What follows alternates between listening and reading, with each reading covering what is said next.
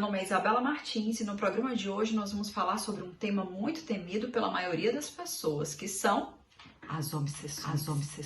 Segundo o livro A Gênesis, uma das obras básicas de Kardec, no seu capítulo 14, onde ele vai abordar as obsessões e possessões, os espíritos nos explicam que a obsessão é a ação persistente que um mau espírito exerce sobre o indivíduo.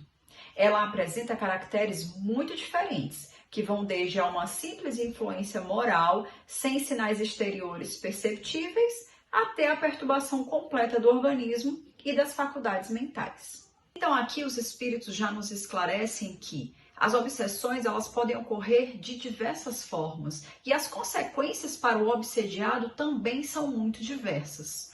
Kardec, por uma questão didática, fez a seguinte classificação nos tipos de obsessão. Ele classificou basicamente as obsessões em três: obsessão simples, obsessão de fascinação ou obsessão por subjugação.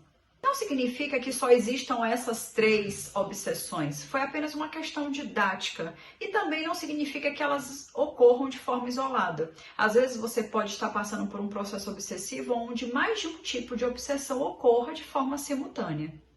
Mas talvez a coisa que menos se fale, mas que seja uma das mais importantes de serem abordadas, é que o processo obsessivo ele é um processo bilateral.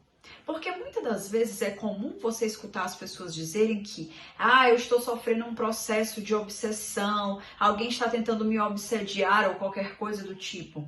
E, em geral, o obsessor é sempre o culpado. Mas, calma aí nesse julgamento. Nós precisamos entender é que nós abrimos a porta para que esse processo se instale. Porque o processo obsessivo, por ser bilateral, ele tem um início. E o início é sempre no obsediado, que em algum momento permitiu que aquela comunicação, que aquele processo se estabelecesse entre ele e o obsessor. Como é que isso pode acontecer? Através dos nossos maus pensamentos, das nossas más emoções, daquilo que a gente guarda dentro da gente de maus sentimentos. Isso tudo atrai espíritos que estejam naquela mesma sintonia. Pensemos, um bom espírito não vai perder tempo com isso, porque ele até tenta nos influenciar. Nós já abordamos o assunto das influências espirituais.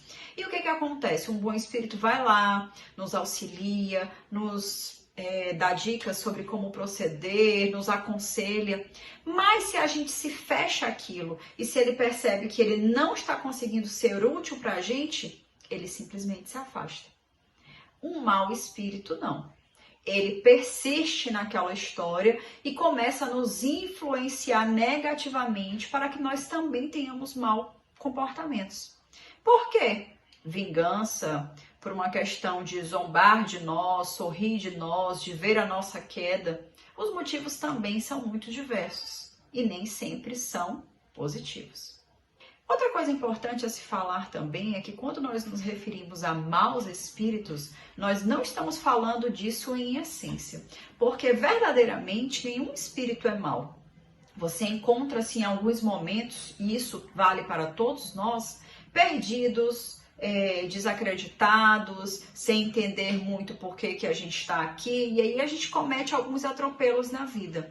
Mas sempre haverá aquele momento em que a gente retorna ao caminho, né, que vai nos levar a sermos um dia espíritos puros. Então, quando nós nos referimos a maus espíritos, é apenas uma terminologia que nos classifica naquele momento fazendo coisas que não são positivas, que não são boas, que não vão nos elevar.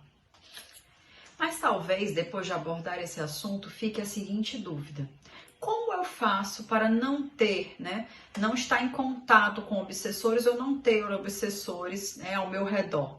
E Kardec também teve essa preocupação. E na questão 467, ele abordou esse assunto e perguntou aos espíritos: pode o homem libertar-se da influência dos espíritos que o impelem ao mal?